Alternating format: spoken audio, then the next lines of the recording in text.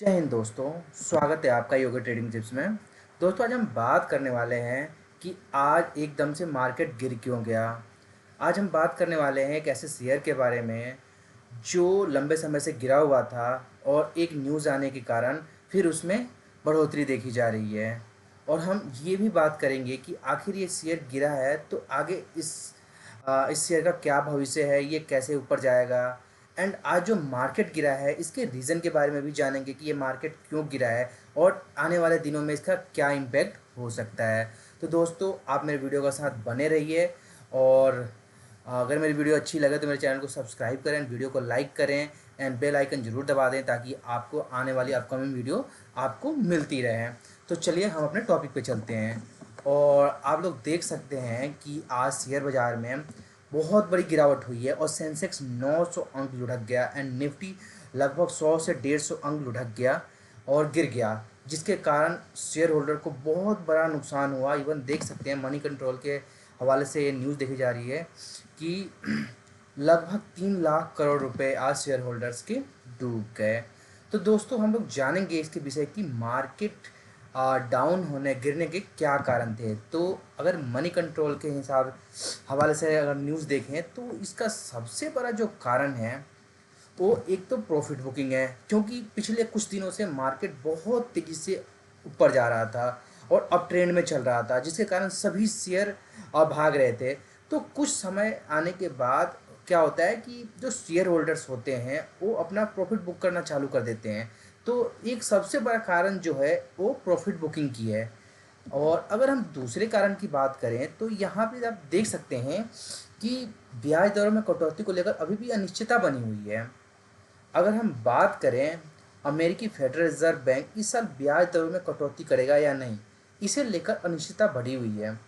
Federal reserve के chairman zeros Powell ने जोर देकर कहा है कि जब तक इस बात का अधिक अधिक भरोसा ना हो जाता कि महंगाई दर 2% की ओर जा रही है, तब तक दरों में कटौती करना सही नहीं है। तो आप लोग देख सकते हैं कि ब्याज दरों में भी कटौती को लेकर अनिश्चितता बनी हुई है। बैंकिंग शेयरों पर आज बहुत दबाव रहा। इसका कारण ये है कि भारतीय रिजर्व बैंक आरबीआई ने एक दिन पहले कई बैंकों और फाइनेंशियल इंस्टीट्यूट के चीफ फाइनेंशियल ऑफिसर और ऑडिटर्स के साथ एक बैठक की थी। बैठक में कुछ बैंकों के लाखों खातों पर चिंता जताई गई थी जिनका इस्तेमाल फ्रॉड वाले लेन देन में किया गया था। तो ये भी एक कारण बन सकता है। और अगर हम एक और कारण की बात करते हैं तो ग्लोबल बाजार में भी अभी मिले जुले संकेत मिल रहे हैं। कई बाजार जो हैं वो बढ़े हुए हैं, कई बाजार डाउन चल रहे हैं। जैसे आप लोग देख सकते हैं कि अमेरिकी स्टॉक मार्केट बढ़त के साथ खुले, हालांकि एशियाई बाज़ारों में मिला जुला रुख रहा। टोक्यो 225 इंडेक्स दिन के कारोबार में नए स्तर पहुंच गया, लेकिन दोपहर तक ये 0.1% की गिरावट हुई। एंड ऐसे ही मिले जुले संकेत ग्लोबल मार्केट से भी आए। तो हम ये कह सकते हैं कि जो अभी ये गिरावट है, ये गिरावट एक स्मॉल टर्म के लिए है, लंबी अवधि के लिए नहीं है। और इसका मेन जो कारण है वो प्रॉफिट बुकिंग है। तो जो शेयर आज गिरे हुए हैं वो शेयर डेफिनेटली कल भाग जाएंगे। तो अगर छोटे निवेशक रिटेलर्स के लिए सबसे अच्छा अपॉर्चुनिटीज़ है कि आज माल खरीद सकता है। जैसे आप लोग देख सकते हैं कई ऐसे शेयर ऐसे डिलीवरी, ये 1% की गिरावट के साथ बंद हुआ आज। अगर एनएफएल की बात करें तो एनएफएल भी ये 5% के साथ लगभग गिरावट के साथ बंद हुआ है। अगर आई एक्स की बात करें तो ये भी 4% गिरावट के साथ। अगर हम अच्छे शेयर की बात करते हैं तो आई आई एफ एल भी आप देख सकते हैं 4% लगभग गिरावट के साथ बंद हुआ। यस बैंक 4%, 3.5% गिरावट के साथ बंद हुआ। तो आप लोग देख सकते हैं कि आज जो रिटेल इन्वेस्टर थे उनको ख़रीदारी करने का एक बहुत ही अच्छा मौका था, बिकॉज़ ये जो गिरावट आई है वो प्रॉफिट बुकिंग सम अदर कारण से आई है। तो ये आने वाले दिनों में ये शेयर फिर से भाग जाएंगे। तो आप लोग के लिए अच्छा मौका है, आप लोग खरीद सकते हैं। और हम चलते हैं अपने एक शेयर के बारे में, जो मैंने कहा था कि मैं आप लोगों को एक ऐसा शेयर बताऊंगा जो पहले गिरा हुआ था लेकिन अब वो शेयर भाग रहा है, बिकॉज उसमें एक ऐसी न्यूज़ आई है, तो हम न्यूज़ के बारे में बात करते हैं। तो हम बात करते हैं आ, शेयर के बारे में, जो कि शेयर है डिलीवरी, जो कि लॉजिस्टिक सेक्टर में काम करता है। एंड अगर हम इसके मार्केट कैप की बात करते हैं तो आप लोग देख सकते हैं मार्केट कैप बहुत ही स्मॉल है। 28.65 करोड़ हज़ार करोड़ की मार्केट कैप है। और इसका हाई देख सकते हैं आप, 488 रुपये की बाउंड वीक हाई है, एंड बाउंड वीक लो है जो 354.20 रुपये का है। और अगर हम इसके फंडामेंटल्स की बात करते हैं तो आप लोग देख सकते हैं कि इसके अगर चार्ट पैटर्न हम एनालाइज करते हैं तो ये शेयर उतार चढ़ाव से भी पैसा देता रहा है। आप लोग देख सकते हैं ये शेयर उतार चढ़ाव इस शेयर में लगा रहा है। और अभी हाल फिलहाल में ये शेयर नीचे गिर के और ये लगभग 360 365 के करीब पहुंच गया था। और अभी हाल फिलहाल में इस शेयर में एक न्यूज़ आई जिसके कारण ये शेयर फिर 360 से 380 तक पहुंच गया। और वो न्यूज़ क्या है उसके बारे में हम आगे बात करेंगे। और हम ये देख लेते हैं कि इसके फंडामेंटल्स कैसे हैं। तो अगर हम इसके क्वार्टर बेस रिज़ल्ट की बात करते हैं तो देख सकते हैं कि इसका जो सेल है वो क्वार्टर ऑन क्वार्टर बढ़ता रहा है। जैसे आप लोग ये देख सकते हैं 1942 रुपये का सितंबर 23 में सेल थी, जो कि दिसंबर 23 में 2194 हो गया, और मार्च 24 में 2076 का हो गया।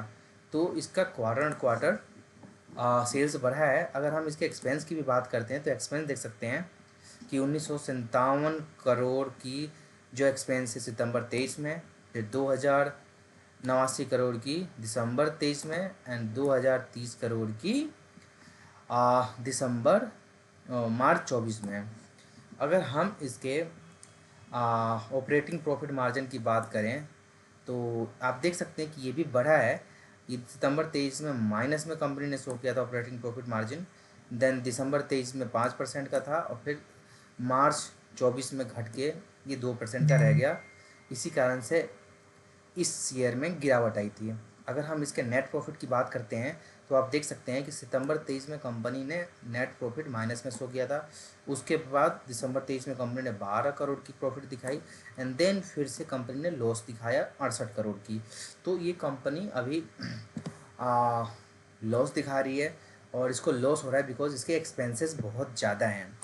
इसीलिए ये कंपनी के शेयर नीचे डाउन हुए थे और गिरे हुए थे।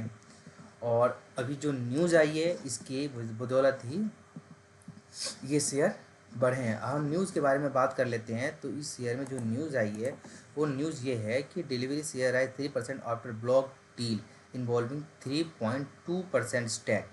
यानी डिलीवरी शेयर में 3% की बढ़ोतरी देखी गई 3.2% की ब्लॉक डीलिंग के कारण। और आप लोग ये देख सकते हैं कि जब भी किसी शेयर में ब्लॉक डील के थ्रू खरीदारी होती है तो उस शेयर के प्राइस जो है भाग जाते हैं, क्योंकि बहुत मोटी पार्टी इस शेयर में अपनी होल्डिंग दिखाती है। और अगर हम बात करें डिलीवरी शेयर के fundamentals profit and loss account की, तो आप देख सकते हैं कि इसका जो ईयर ऑन ईयर सेल रहा है वो है मार्च 23 में 7,225, और मार्च 24 में बढ़ा है 8,142 का हो गया है। अगर हम बात करें इसके एक्सपेंसेस की, तो आप एक्सपेंस देख सकते हैं मार्च 23 में 7,677, और उसके बाद एक्सपेंसेस 8,015 करोड़ की एक्सपेंसेस 24 में हैं। और आप लोगों को पता ही है कि कंपनी भी घाटे में चल रही थी। जैसे कि हमने बताया कि मार्च 23 में इस कंपनी को घाटा हुआ था।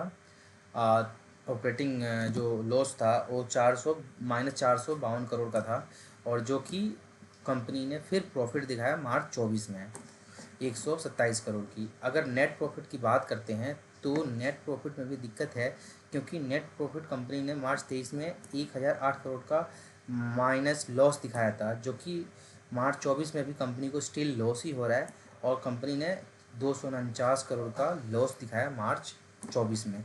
तो कंपनी अभी लॉस में चल रही है बिकॉज इसके एक्सपेंसेस बहुत ज़्यादा हैं। और इस एक्सपेंसेस को अगर ये कंपनी कंट्रोल कर लेती है तो डेफिनेटली कंपनी अच्छी है। लॉजिस्टिक सेक्टर की कंपनी है, कभी भी ये काम बंद नहीं होने वाला। कोरियर का काम है, और ऐसे काम हैं जो कभी बंद नहीं होते। और अगर हम बात करें इसके बैलेंस शीट की, तो देख सकते हैं कि बैलेंस शीट में जो इसका रिज़र्व है वो कितना है। तो इसका रिज़र्व जो है वो 9,071 करोड़ का रिज़र्व है। और इसकी बोरोइंग जो है, बोरोइंग देख लीजिए, बोरोइंग कोई खास नहीं है, 1,169 करोड़ की है। तो बोरोइंग कुछ खास नहीं लगती मुझे इस शेयर में। और अगर हम इसके फिक्स एसेट्स की बात करते हैं तो फिक्स एसेट्स की बहुत ज़्यादा 3,354 करोड़ की फिक्स एसेट्स हैं। और अगर एसेट्स की बात करें तो 11,453 करोड़ का एसेट्स है। तो दोस्तों इस कंपनी में बोरोइंग नामात्र का है। ये कभी भी कंपनी अपना फिक्स एसेट भी बेच के अपना बोरोइंग चुका सकती है। रिज़र्व भी बहुत ज़्यादा रखा हुआ है। तो इस कंपनी में बस यही है कि इस कंपनी में एक्सपेंसेस ज़्यादा हैं और इसके कारण ही इस कंपनी को लॉस हो रहा है। तो कंपनी ख़राब नहीं है और कंपनी आने वाले दिनों में ज़रूर प्रॉफिट दिखाएगी और ये शेयर और हाइक पे जाएगा। और अगर हम बात करें इसके इन्वेस्टर की, तो आप देख सकते हैं कि इन्वेस्टर की कैसी होल्डिंग है। अगर हम इस शेयर में एफ की बात करें तो देख सकते हैं कि एफ दिसंबर 23 में 62.71% की होल्डिंग थी, जो कि मार्च 24 में 63% की होल्डिंग हो गया, यानी एफ ने होल्डिंग बढ़ा दी है। अगर हम डी की बात करें तो डी 17.02% की होल्डिंग दिसंबर 23 में थी, जो कि मार्च 24 में आप देख सकते हैं कि 19.62% की होल्डिंग हो गई है, यानी डी ने भी अपनी होल्डिंग बढ़ा दी। तो हमें क्या देखना होता है किसी भी शेयर में कि अगर मोटी पार्टी खरीदारी कर रहा है और माल इकट्ठा कर रहा है तो हमें भी अब उस शेयर में होल्डिंग रखनी चाहिए, क्योंकि पोटेंशियल बहुत है। मान लीजिए कि कंपनी सेल दिखा रही है, कंपनी रिवेन्यू दिखा रही है, बट कंपनी के एक्सपेंसेस है, इस कारण से कंपनी लॉस में चल रही है, बट कंपनी का बिजनेस बहुत ही बढ़िया है। अगर पब्लिक सेक्टर की होल्डिंग देखें तो दिसंबर 23 में 20% की थी, जो कि मार्च 24 में 16.73% की हो गई है। तो होल्डिंग में कोई कमी नहीं है, एफ सस्टेन कर रहे हैं, इवन अपना स्टेक बढ़ा रहे हैं, तो हमें डरने की कोई ज़रूरत नहीं है। और दोस्तों, अगर आप लोगों को डर लगता है कि भाई मेरा पैसा डूब जाएगा, कंपनी लॉस में जा रही है, तो दोस्तों देखो, शेयर मार्केट में रिस्क लेंगे तभी प्रॉफिट कमा सकते हैं। रिस्क नहीं लेंगे तो आप लोगों के लिए इससे भी बेहतर शेयर है, जैसे रिलायंस है, टाटा है, इन्फोसिस है, HAL है। इसमें कोई रिस्क नहीं, आराम से काम करो, आराम से 10 से 15% लेके निकल जाओ, फिर शेयर बढ़े फिर खरीदो, क्योंकि इन शेयरों में अप डाउन लगा रहता है। रिलायंस के शेयर देख सकते हैं आप, रिलायंस के शेयर में अप डाउन लगा रहता है। तो अगर इससे भी ज़्यादा कहते हैं कि नहीं भाई मुझे तो डर लगता है, मैं तो ले ही नहीं सकता, तो दोस्तों डर लगता है तो आप लोग एक काम करो, इस तरीके से आप यू शेप बना लो और यहाँ पे 400 अगर प्राइस है शेयर का तो 400 पे 50 शेयर खरीद लिया। अगर 350 गया, 350 भी जाता है तो भी 50 शेयर खरीद लिया। अगर ये 300 पे भी जाता है ना दोस्तों, 300 पे भी चला गया तो भी 50 शेयर खरीदो। और अगर अब ट्रेंड में जाने लगे, बढ़ने लगे, फिर 50 शेयर खरीद लिया। उसके बाद 350 पे गया, फिर 50 शेयर खरीद लिया।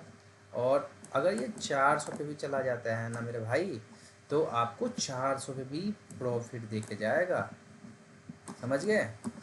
आपको प्रॉफिट ही प्रॉफिट होना है, तो डरने की कोई ज़रूरत नहीं है। आप स्ट्रैटेजी से काम करें, ज़्यादा शेयर एक बार में बिल्कुल भी ना खरीदें, कम कम शेयर खरीदें, टुकड़ों में खरीदें। और गिरते हुए शेयर को ज़रूर खरीदें, ताकि ये शेयर अपने करंट प्राइस पे भी आ जाए तो भी आपको प्रॉफिट दे के जाए। क्योंकि अगर हम बढ़ते हुए शेयर में खरीद रहे हैं, ज़्यादा स्टेक एक बार में खरीद लिया, एकदम से शेयर गिर गया और आपके पास दोबारा शेयर खरीदने के लिए पैसा नहीं है, तो मेरे भाई आप बैठे रह जाओगे 6-6 8-8 महीने। क्योंकि 6-6 8 में 2-2 साल 5-5 साल शेयर नहीं भागते। क्या करोगे आप हैं? अगर मान लो 400 पे आपने 4,000 शेयर खरीद लिए है और आपने पैसा रखा ही नहीं, समझ रहे हो मैं क्या कह रहा हूँ? पैसा रखा ही नहीं, 400 पे 4,000 शेयर खरीद लिए, एकदम से शेयर 350 पे आ गया, अब तो बिल्कुल सर पकड़ के बैठ जाओगे कि भाई अब क्या करूँ क्या करूँ क्या करूँ, बीपी टेंशन शुगर के मरीज़ बन जाओगे। इसीलिए कहता हूँ कि अपना पैसा मेहनत का है, मेहनत का पैसा 1 रुपये भी हमें शेयर मार्केट में गंवाना नहीं है। हमें शेयर मार्केट में पैसा लगा के पैसा निकालना है, पैसा बनाना है। अगर आप यू शेप बना के काम करते हो, अगर 400 रुपये, फिर 350, फिर 300 पे भी खरीदते हो, और ये शेयर 400 भी ना सही 390 भी चला गया ना मेरे भाई, तब भी आपको प्रॉफिट देगा और आप लॉस में नहीं रहोगे। तो दोस्तों, आप इस तरीके से काम कर सकते हो और अगर मेरी वीडियो अच्छी लगी हो तो मेरी वीडियो को लाइक करें और चैनल को सब्सक्राइब ज़रूर करें, ताकि आने वाली नेक्स्ट वीडियो जो है आपको मिल सके, और बेल आइकन ज़रूर दबा दें। Thank you so much.